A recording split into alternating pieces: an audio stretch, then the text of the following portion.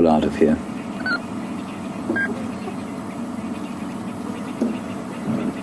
So there we go.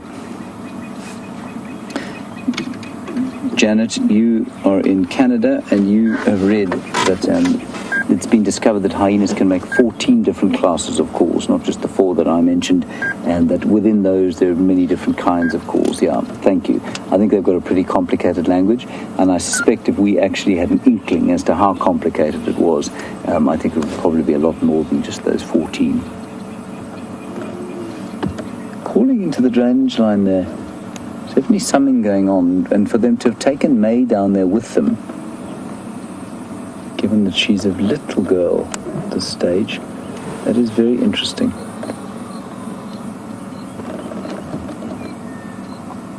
Anyway, all is peace now. Baby, oh, did you see that? The little kingfisher came straight out of the hole where the hyenas were living. Yep. Straight inside there. I would so love to have a little camera in there where we could see what those kingfishers are nesting. Let's see if it comes out again. I just want to sit here for 2 more minutes and see whether anything happens, if they bring some food back or what's going on. There might be a secondary den. And there's still that little bit of howling coming from inside there. And you know what? The other day when I was driving along and we saw what looked like, and I know this is going to sound ridiculous, an aardvark's tail being carried by a hyena. I didn't think they were heading back here. I thought they were heading maybe more towards where that calling's come from. So it might be worth having a walk through there tomorrow just to see if there isn't some kind of secondary den. There's a nice drainage line in there, so maybe that's what's going on. Alrighty, I think that's it for our hyena den experience this afternoon. Very good hyena den experience it was. The little ones have gone down into the hole. The adults have gone off for a drink at the pub. We're going to head out of here now. And, yeah, we'll see what else we can find in the time we have left.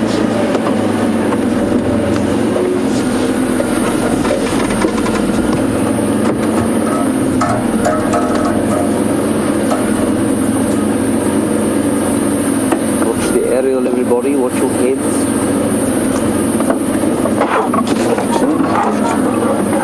There's a horrible sound.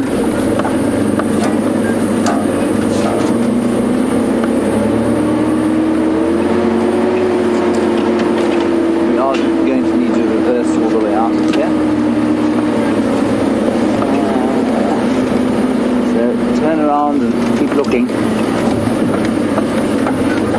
Right, let's go across to Brent so that you don't have to watch me in this precarious position. Let's see what he's got to show you, and I'll see you at the other side of this.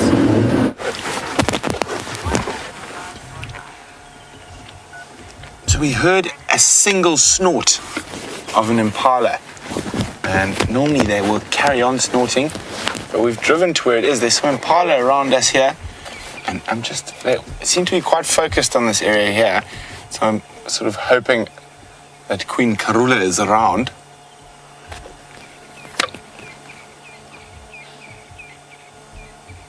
There's another snort there. I think they've just smelt something. I think they're just being a bit paranoid. This is the exact area where Karula walked through this morning, so they could be smelling her scent marks. But, okay, on that note, let's head back towards the well-beaten road. Well, hopefully we'll be able to find her on the sunrise safari. Looks like she's managed to disappear. There was only a gap of about 20 minutes when there wasn't a vehicle there. And no one has seemed to find her. And unfortunately, we're the only one who's been looking after everyone else went through there earlier today. And another big hopeful for tomorrow's sunrise is hopefully those wild dogs come back from Buffelshoek back to visit us.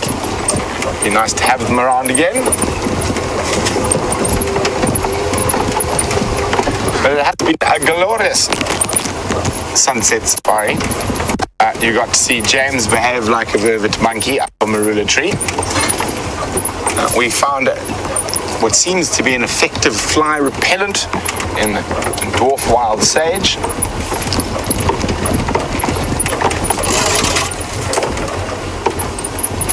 There we go, back onto the road. Who knows, maybe the Queen will just pop on the road in front of us.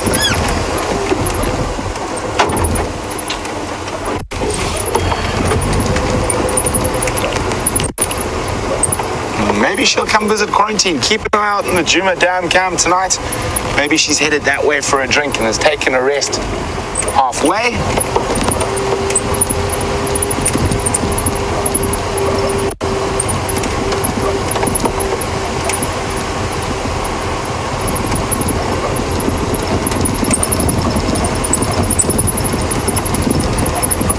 I just absolutely love this time of the day.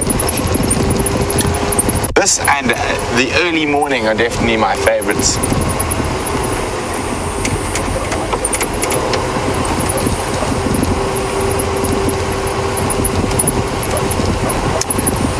You could say I'm a fan of the crepuscular. And for those of you not sure what crepuscular means, it was actually a word referring to predators. And I am a fan of crepuscular predators. But more so, I'm a big fan of crepuscular predators, and crepuscular means most active at dusk and dawn. Look at that, everybody. I heard it calling. It is a giant eagle owl, the biggest owl that we get here. I was talking about them this morning. And you can hear the drongos going crazy all around him. That's him making that call, which means it's either a female or a juvenile.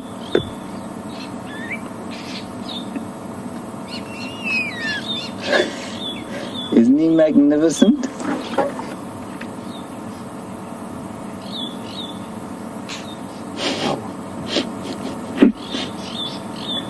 The drongos are bombing him, of course, because he's a predator.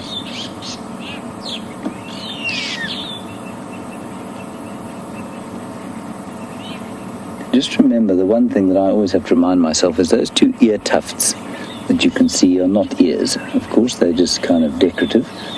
And the ears are situated under or behind the eye balls on either side there. You can see that pale patch there. That's where the ear would be. And they're off-center, so they're offset. One is higher than the other, and that means that they can judge distance using sound.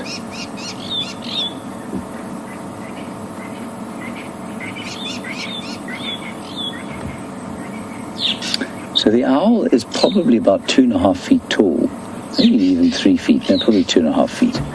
I'll actually check that out for you. So it's a huge bird. I don't think it's quite as big as a great grey owl, which is the biggest owl in the world as far as I'm aware, but it is almost that size. Let me find exactly how big he is. He's a magnificent fellow. He is 60 centimeters, yes, so 2 feet. 2 feet tall, just over 2 feet. 60 centimeters, just over 24 inches. I'm watching the drongos dive bomb him.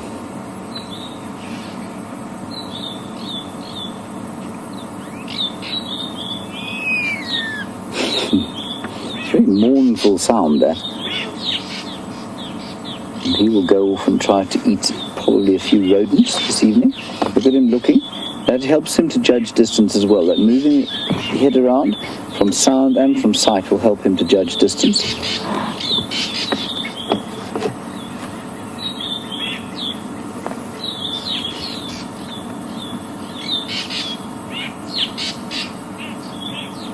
So we've only got about 2.5 minutes left, so we're going to stay with this little owl, well, the huge owl, and see what he does, see if he doesn't fly away.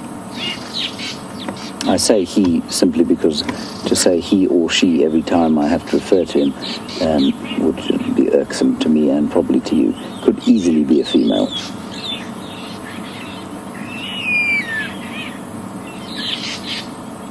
But I think that's more the call of a juvenile.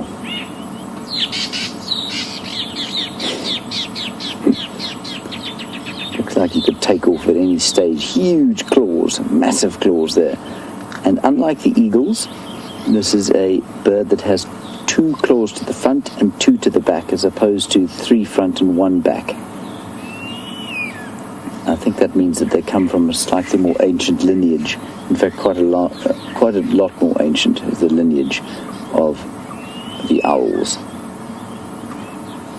Same as the woodpecker, cuckoo, the non-passerines, as it were, the birds that are not traditionally known as songbirds. See him judging distances there all the time by moving his head from side to side.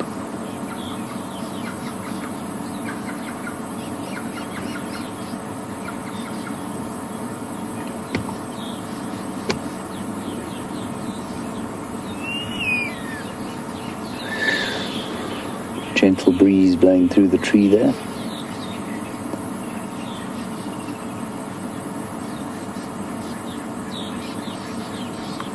Lovely atmosphere, all very peaceful. Okay, everybody, that's going to be it from us, as it were. A big thank you to Brent Sasquatch Leo Smith for being filmed by Tebs this evening.